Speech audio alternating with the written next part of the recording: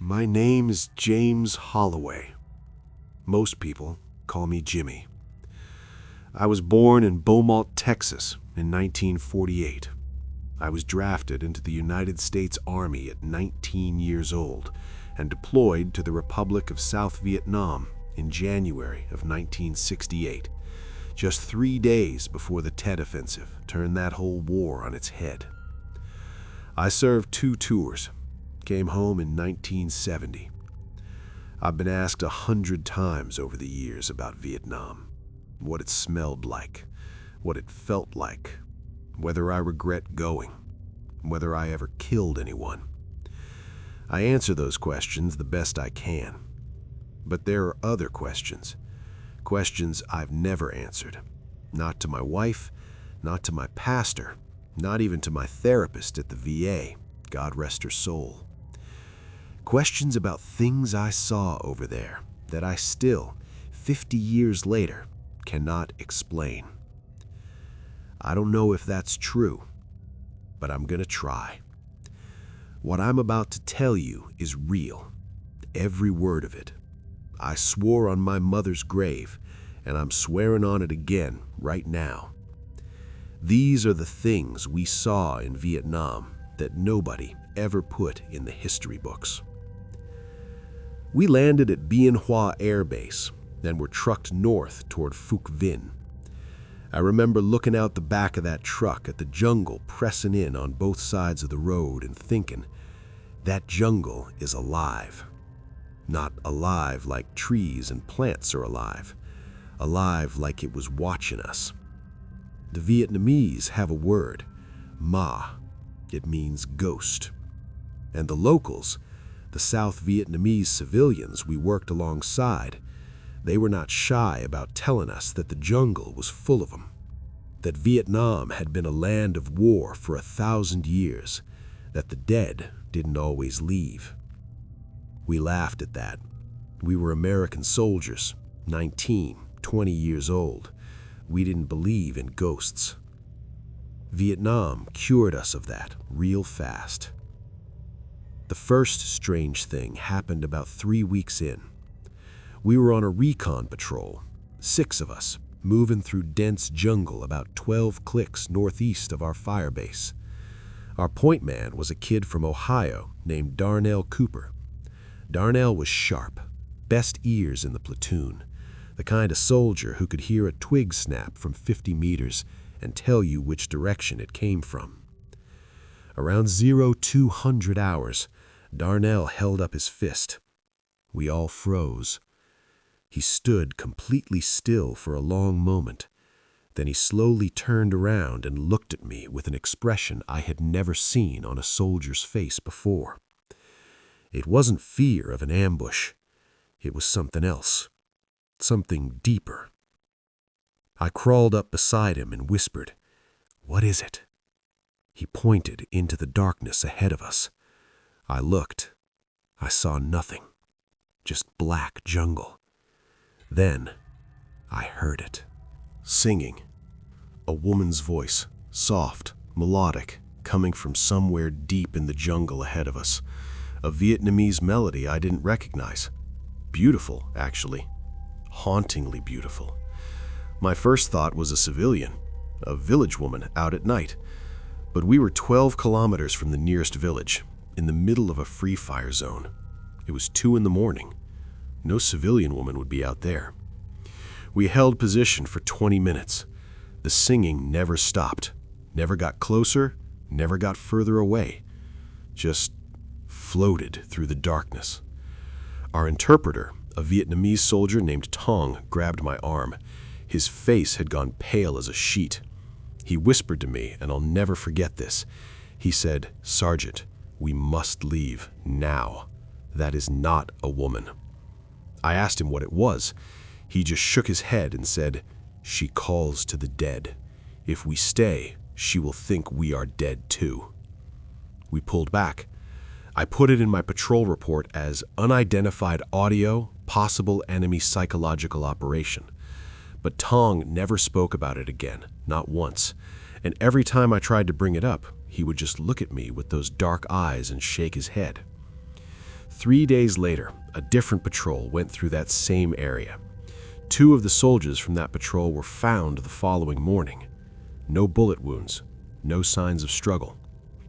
The army said it was a snake, a crate bite maybe, fast-acting venom. Maybe, but those 2 boys both had the same expression on their faces when they found them, like they'd seen something so terrible their hearts just stopped. By May of '68, I was assigned to Firebase Zulu. I won't tell you the real name.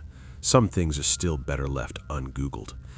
It sat on a hilltop in Binduan province, surrounded by triple canopy jungle on 3 sides and a river on the 4th. Nice defensive position during the day. At night, it was something else entirely.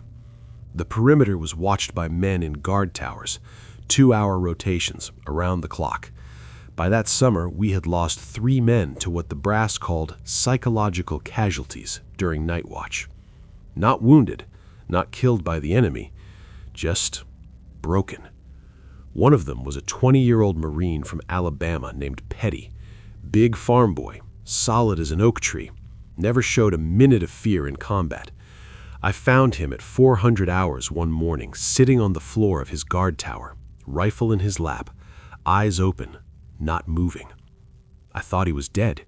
He wasn't dead. He was staring at the jungle. When I shook him, he just turned to look at me slowly and said, "Did you see them, Sarge? The ones walking in the wire?" I looked out at the perimeter wire. Nothing there. "What did you see, Petty?" He described them as soldiers, American soldiers, in old uniforms, not Vietnam era, he said, older, World War II maybe, walking slowly through the concertina wire in a long single-file line, not speaking, not looking up, just walking into the jungle. I told him it was exhaustion, hallucinations. He grabbed my arm and said, very quietly, very clearly, "Sergeant, I know what I saw, and every last one of them was missing their eyes." They medevaced Petty out 2 days later. Nervous breakdown, the paperwork said. But here's the thing. 2 weeks after that, bearing a different night watch, a soldier named Garcia reported the same thing. Soldiers in old uniforms walking through the wire into the jungle. And the week after that, a soldier named Briggs. 3 different men, 3 different nights, same description. We stopped talking about it after the captain threatened Article 15s for spreading demoralizing supernatural nonsense. But the night watch rotation had to be cut to 90 minutes because nobody could hold it together for 2 hours anymore. Nobody ever said why officially. We all knew why. I did my own tower watch in September of that year. I'm not going to tell you what I saw. I'll just say this.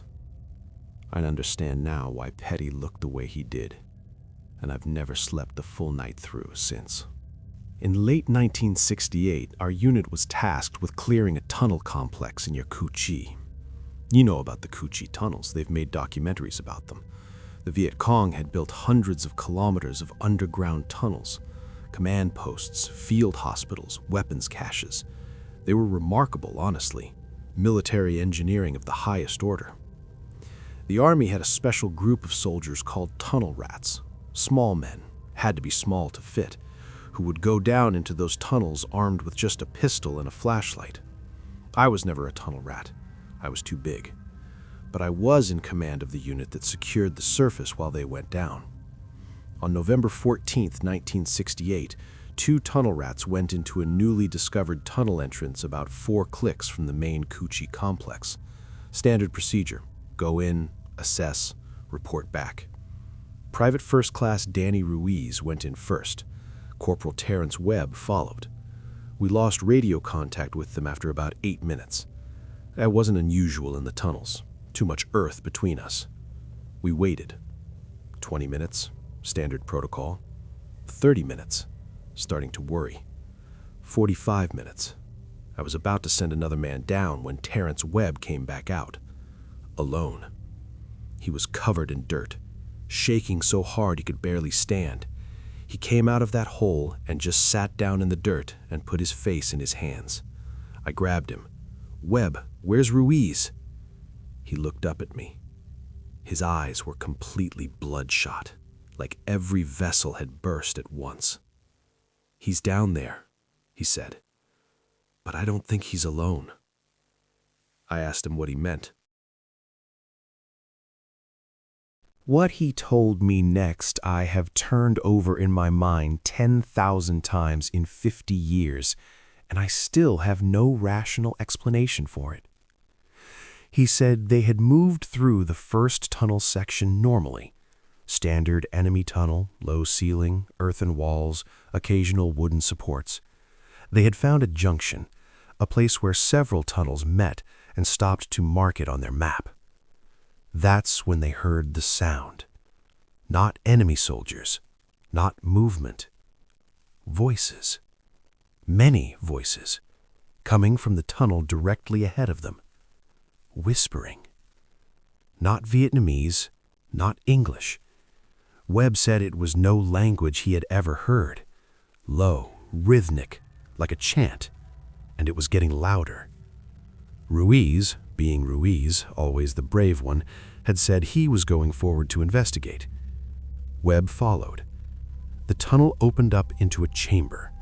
Not an enemy-made chamber. The walls were wrong, Webb said. Too smooth, too old. Like they had broken through into something that was already there, already ancient, long before any war, long before the French, long before any modern human had ever touched that earth. In the chamber, Webb said there were people standing in a circle. Not soldiers, not Vietnamese civilians, people in clothing he couldn't identify. Old clothing, like nothing from any era he recognized. They were standing perfectly still with their backs to the entrance, all facing inward toward the center of the circle. And in the center of the circle was Danny Ruiz, standing with them, back turned, facing inward. Webb called his name. Ruiz didn't respond. Webb grabbed his shoulder and turned him around. Webb said that when Ruiz turned around, his face was wrong. Not injured, not scared, just wrong. Like something behind his eyes had changed, like something that was not Danny Ruiz was looking back at him through Danny Ruiz's face. Webb ran. He didn't stop, didn't look back, just ran through that tunnel in the dark until he hit light. We sent 4 armed men back down for Ruiz. They found him sitting alone in the junction where Webb had last seen him. The chamber Webb described, they never found it.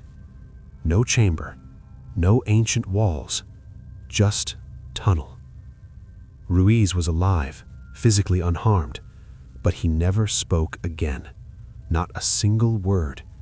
Not for the remaining 3 weeks he spent in country before they shipped him home. Not, as far as I know, for the rest of his life. I tried to find Danny Ruiz for years after the war. I found his sister in San Antonio in 1987. She told me Danny had come home from Vietnam, moved into his parents' house, and lived there quietly until he died in 1979. He never spoke. Not one word in 11 years. She asked me if I knew what had happened to him over there. I told her I didn't know. "I'm sorry, Mrs. Ruiz, wherever you are." I lied.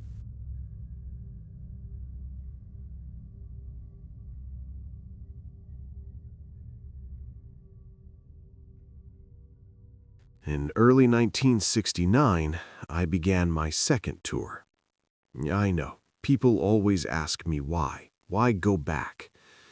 The honest answer is I didn't feel finished. Something over there still had hold of me. Something I couldn't name. Maybe I was trying to understand what I'd already seen. We were operating in Quang Tri Province, near the DMZ. Hot country. Some of the worst fighting of the war had happened up there. In March, we passed through a village. I'll call it Bon Yo, though that's not its real name.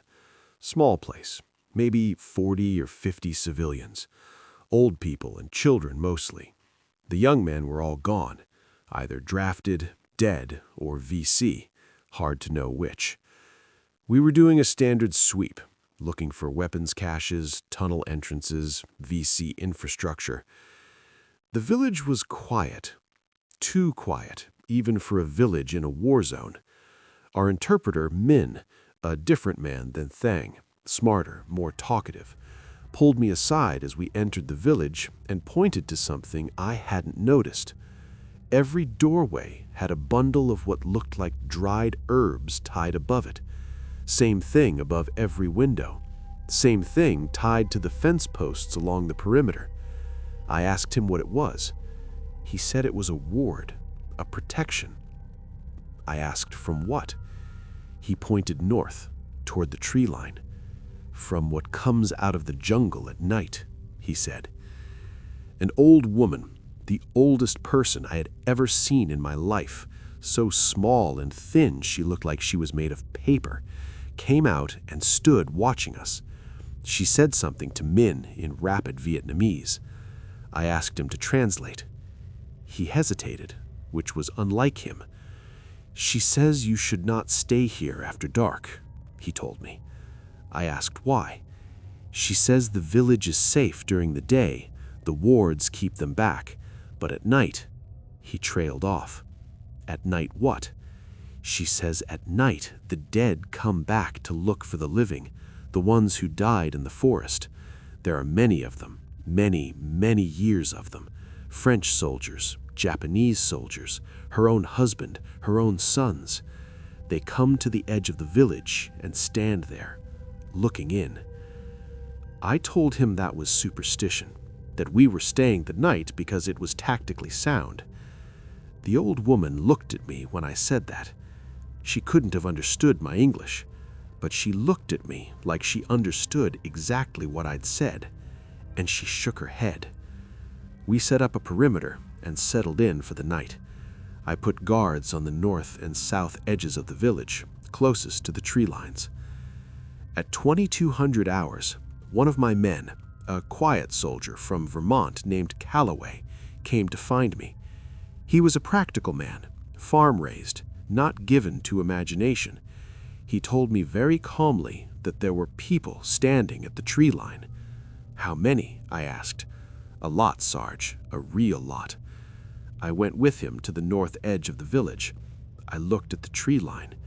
It was a clear night, good visibility. And there, at the edge of the jungle, along the entire length of the tree line as far as I could see in both directions, were figures standing still, in a long, unbroken line, just standing there, looking at the village. I grabbed my binoculars.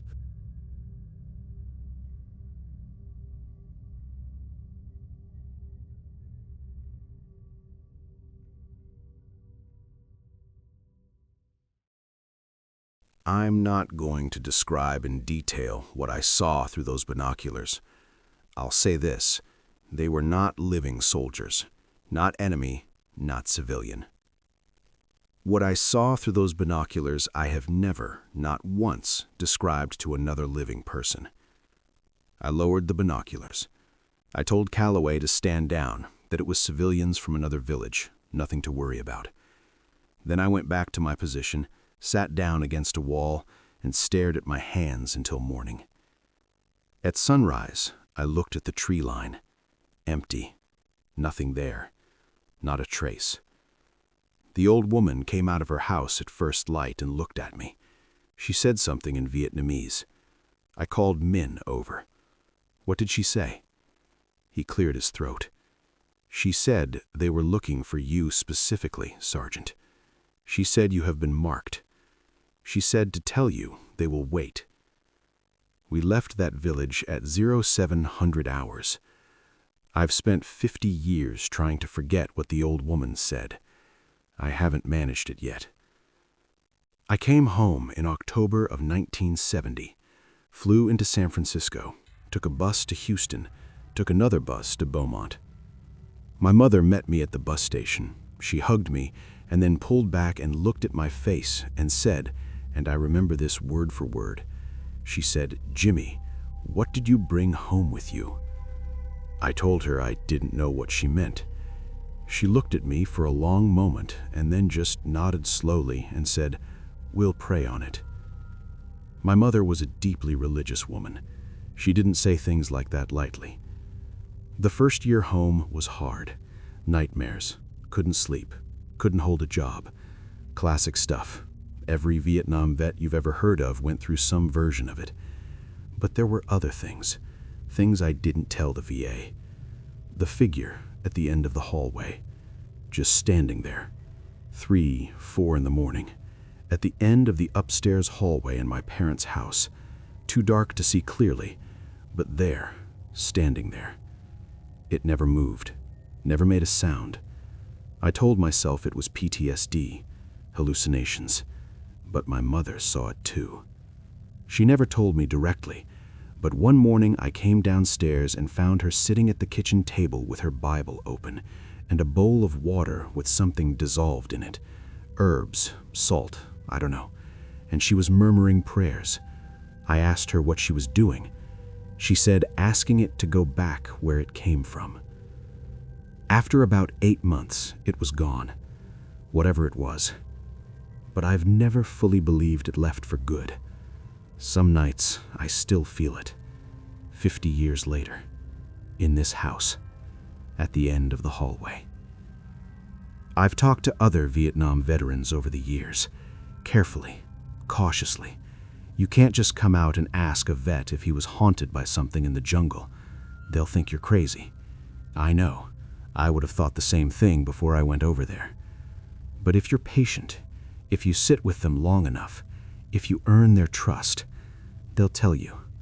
Almost every single one of them has a story. Something they saw that made no sense. Something that followed them home. Something that still wakes them up at 3 in the morning, 50 years later. We don't talk about it.